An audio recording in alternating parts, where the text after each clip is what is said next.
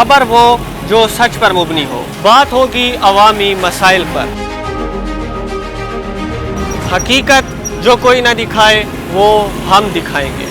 हुक्मरानों तक पहुंचाएंगे आपके सवाल। रियल टॉक मोहम्मद बिन खालिद के साथ।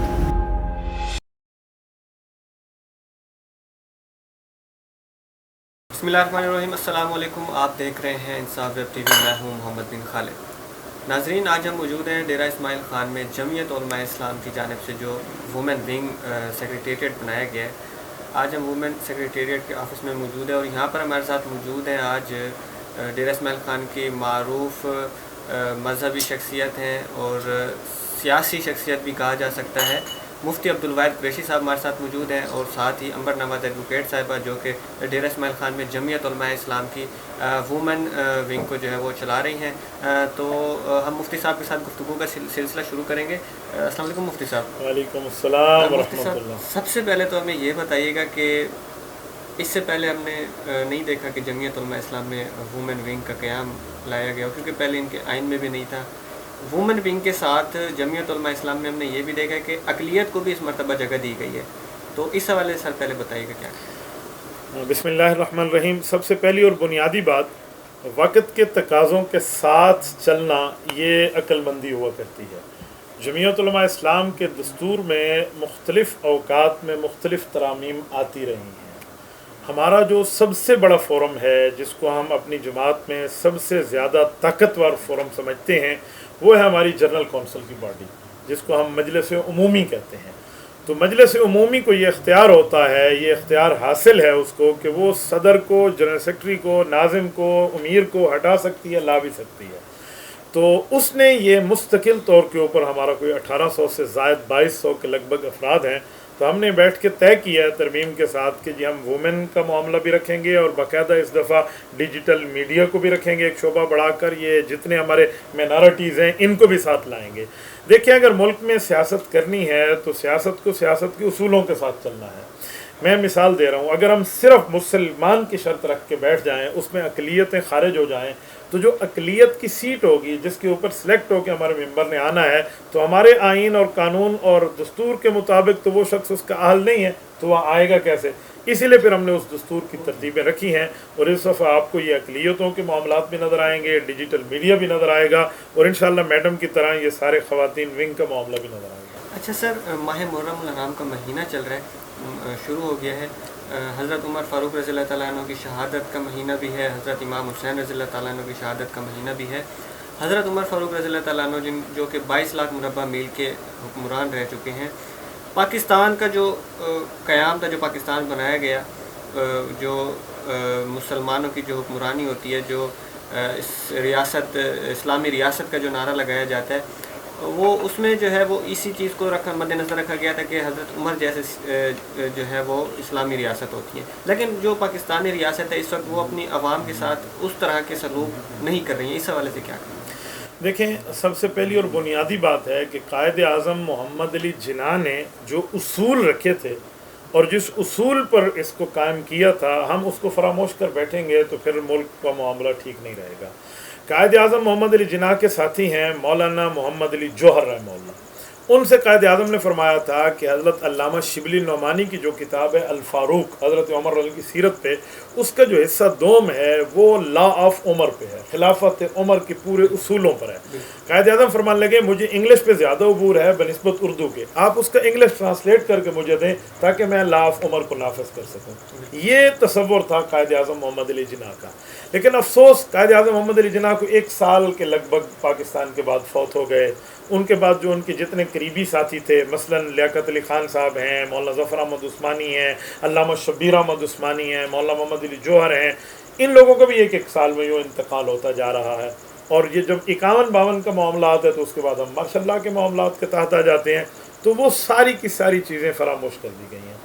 आप एक किताब देखें, बानिया पाकिस्तान है, उनकी किताब है बानिया पाकिस्तान में एक नाम आता है अनवारुल हसन खान शेरकोटी, कायद आज़म के साथ रहे, उनके जो ADC थे अदनान, उनके साथ बड़े अच्छे इनके ताल्लुकात थे।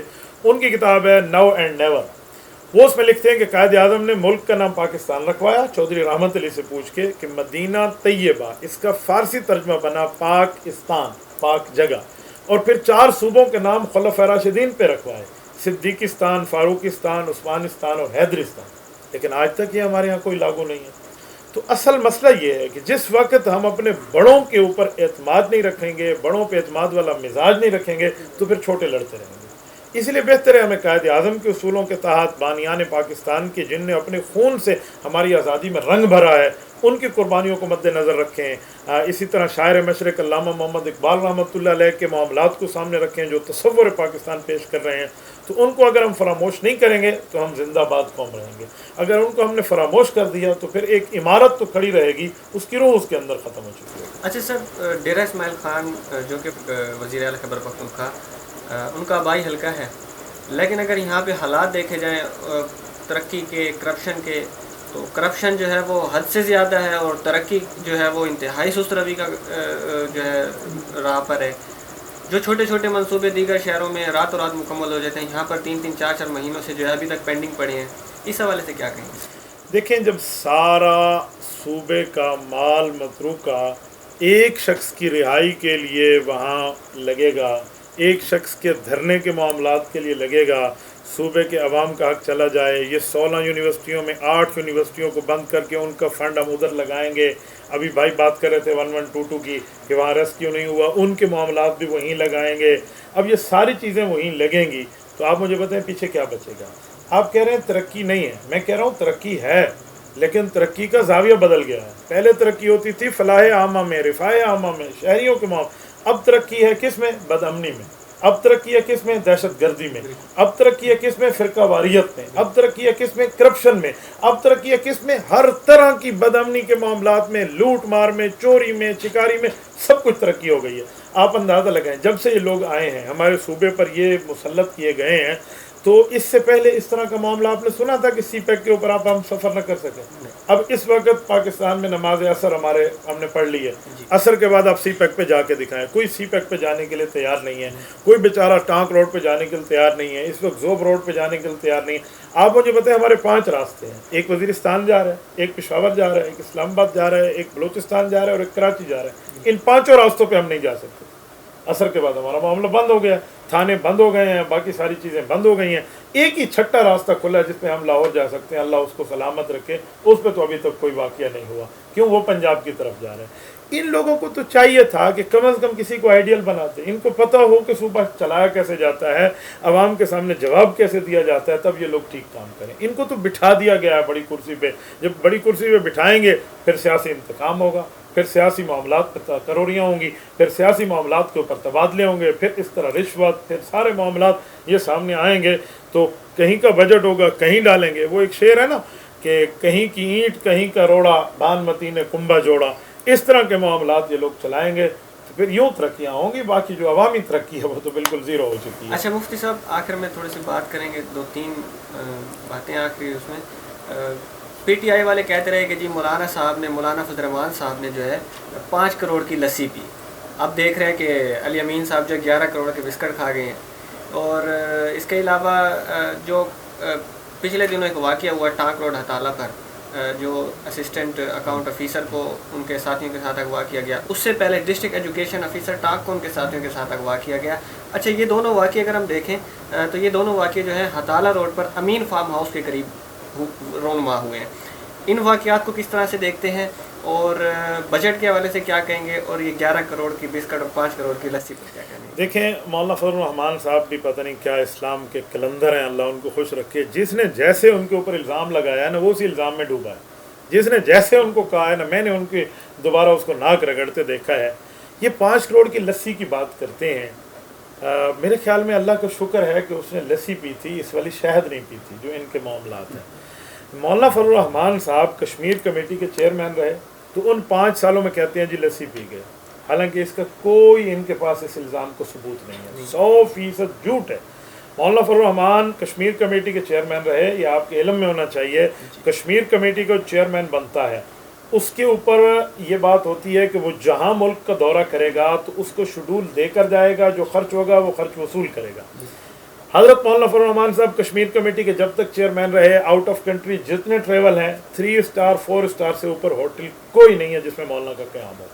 جتنا بجٹ مولانا کو ملتا تھا وہ بچ جاتا. بعض اوقات مولانا باقاعدہ واپس آ کر جمع کراتے کہ اتنے پیسے بچ گئے ہیں، یہ آپ لے لیں. جتنا عرصہ تک وہ رہے انہوں نے 1 روپے تنخواہ نہیں لی. یہ میں چیلنج سے کہہ رہا ہوں، آن دا ریکارڈ کہہ رہا ہوں کہ مولانا نے کشمیر کمیٹی کے اپنے ٹینور کے دوران 1 روپیہ تنخواہ نہیں لی، فری آف کاسٹ کام کیا ہے. اب انہوں نے جو فری آف کاسٹ کام کیا تو ان کو یہ بات لگ گئی کہ ایک مولوی ہے، اتنا کام کر رہا ہے، کشمیر کے مسئلے کو اجاگر کر رہا ہے، ہر جگہ جا رہا ہے، تو اس پہ الزام تراشی کر دی. جی 5 کروڑ کی لسی ہو گئی، فلاں ہو گئے، فلاں ہو گیا. یہ تو آپ کی زبان سے 5 کروڑ سن رہا ہوں، ورنہ ہم تو 44 لاکھ سن رہے تھے. ایک فگر یہ بھی چل رہا تھا بھی 44 لاکھ کی لسی پی گئے. یہ سارے الزامات ان پہ چل گئے ہیں. اچھا وہ تو 5 سال کی بات ہے، اور یہاں تو ابھی 1 سال ہی پورا ہوا ہے، ابھی دوسرا بجٹ نہیں آیا. ایک بجٹ کے دوسرے بجٹ کے درمیان تم 11 کروڑ کے تو صرف بسکٹ کھا گئے ہیں. آپ مجھے بتائیں اس کے علاوہ ان کا کھانا کہاں جائے گا، ان کے لباس کہاں جائیں گے، ان کے دورے کہاں جائیں گے، ان کے باقی کھانے کے معاملات کہاں جائیں گے، ان کی سکوٹی لیول کے معاملات کہاں جائیں گے، ان کے باقی جو محتاط ہیں وہ کہاں جائیں گی. بہت سی چیزیں ہیں. بہرحال یہ تو ابھی آہستہ آہستہ ان کا معاملہ نکل رہا ہے. رہ گیا امن امان کے مسائل میں جو وہ لوگ حضرات جاتے ہیں وہ بیچارے اغوا ہو جاتے ہیں، تو یہ اس صوبے کی ناکامی ہے. دیکھیں اگر کوئی بندہ اغوا ہو جاتا ہے تو ہم نے تو عدالت میں یہ دیکھا ہے آئین اور قانون میں کہ ایک شہری کی وجہ سے اگر وہ عدالت عالیہ چاہے تو وزیر اعظم کو طلب کر سکتی ہے. یہاں تو کسی کو طلب نہیں کیا جا رہا. آفیسر لیول کے بڑے بڑے رینک جن کو ملے ہوئے ہیں وہ بیچارے اغوا ہو رہے ہیں. تو اب مجھے بتائیں اور بندہ کیا کہے گا. پرسوں کی بات ہے، مجھے ایک دوست نے کہا کہ فلاں چوکی سے ہم گزرنے لگے تو وہاں کے جو محافظین ٹھہرے تھے انہوں نے کہا بھائی آگے نہ جانا، آگے کسی اور کا ناکہ لگا ہوا ہے، وہ 2 نمبر ہیں تو کہیں آپ کو پکڑ نہ لیں. تو جب ہمیں ہمارے محافظ ہماری پولیس ہمیں یہ بتائے کہ آپ اس چوکی کو کراس کریں گے آپ کے ساتھ آگے اور کیا معاملہ ہو جائے گا، مجھے بتائیں اور کیا. یہاں آوے کا آوا بگڑا ہوا ہے. اور میں آپ کی وساطت سے، آپ کی میڈیا کی وساطت سے باقی صوبوں کے دوستوں کو بتانا چاہتا ہوں، میں تو پورا ملک گھومتا ہوں، کراچی والوں کو، اسلام آباد والوں کو، لاہور والوں کو، باقی پنجاب والوں کو احساس ہی نہیں ہے کہ صوبہ سرحد اور صوبہ بلوچستان کس کرب سے گزر رہا ہے، یہاں معاملات کیا ہے. مجھ سے ٹانک کے وفد نے آج ملنے آنا تھا، وہ بیچارے جمعہ کی نماز میں آئے، عشاء میں نہیں آ سکے کیونکہ ہم نے واپس نہیں جا سکنا، اگر واپس جانا ہے دوپہر میں جانا ہے. تو یہ حکومتوں کی نااہلی ہے. اللہ جل شانہ ہمیں کوئی اہل حکمران عطا فرمائے. سر جاتے جاتے مختصراً جو موجودہ حالات چل رہے ہیں پوری دنیا میں جنگ کے، فلسطین کے جو حالات چل رہے ہیں، جو اب ایران کے اوپر جنگ مسلط کی گئی اور دیگر ملکوں پر ابھی آہستہ آہستہ سننے میں آ رہا ہے کہ بڑھتی جا رہی ہے، کیا لگ رہا ہے کیا تیسری جنگ عظیم کی طرف جایا جا رہا ہے؟ حدیث پاک میں ہے کہ جنگ کی تمنا نہ کرو. میری تو خواہش یہی ہوگی کہ اللہ جل شانہ ہمیں ہر جنگ سے بچائے، تیسری جنگ عظیم سے ہماری پوری دنیا کو بچائے. لیکن صورتحال یہ جو مسلسل چل کے آ رہی ہے نا، یہ بھی اسی طرف اشارے ہیں جو آپ نے کہا ہے. اب دیکھیں اسرائیل کے ساتھ براہ راست بارڈر لگ رہا ہے لبنان کا، شام کا، اسی طرح فلسطین کا، پھر آگے آئے اردن کا، یہ ساتھ ساتھ لگ رہے ہیں. اس نے ایک پر اپنی پوری ترتیب شروع کی ہوئی ہے. شام کے خلاف اس کے حرکات موجود ہیں، یمن کے معاملات اس کے موجود ہیں. اب اس کے بعد پاکستان کا نمبر ہے ایران کو چھوڑ کے. اگر یہ ایران والی دیوار بھی وہ گرا دیتے ہیں اس کے بعد نمبر ہمارا ہے. ہمارے بعد تو اسرائیل کا دوست بیٹھا ہوا ہے پیچھے، انڈیا، جس کے ڈرون کوئی 94-95 ہمارے ملک میں آئے ہیں اور وہ بھی اسرائیلی ساخت کے تھے. تو اس لیے ہمیں ان کے ساتھ ٹھہرنا ہے. قائد محترم نے اس دن یہی فرمایا کہ آپ مجھے کہتے ہو آپ اسرائیل اور ایران میں ایران کا ساتھ دے رہے ہو، تو فرمان لگا اور اسرائیل کا ساتھ دے دو. تو آپ بتائیں ہم اسرائیل کا ساتھ دے دیتے ہیں. تو لہٰذا اس وجہ سے ہم ان کے ساتھ ٹھہرے ہیں کہ پاکستان کی فرسٹ ڈیفنس لائن ہے، ورنہ اس کے بعد یہاں ہے. ہو سکتا ہے یہ عالمی طور کے اوپر کوئی اس طرح کا منظرنامہ بدل رہا ہو، لیکن بہرحال ہم تو اسرائیل کے اس کام کی مذمت بھی کرتے ہیں، اس کے خلاف بھی ہیں. میری دعا ہے اللہ جل شانہ ہر مسلمان کی حفاظت فرمائے، اہل فلسطین کی حفاظت فرمائے، اور اللہ اسرائیل کے معاملات سے امت مسلمہ کی جان چھڑائے. شکریہ سر. فی الحال کے لیے ناظرین اتنا ہی، مجھے اجازت دیجیے. اللہ حافظ.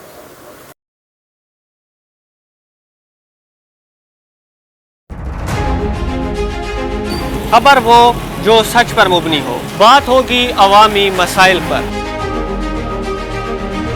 حقیقت جو کوئی نہ دکھائے وہ ہم دکھائیں گے. حکمرانوں تک پہنچائیں گے آپ کے سوال. ریئل ٹاک محمد بن خالد کے ساتھ.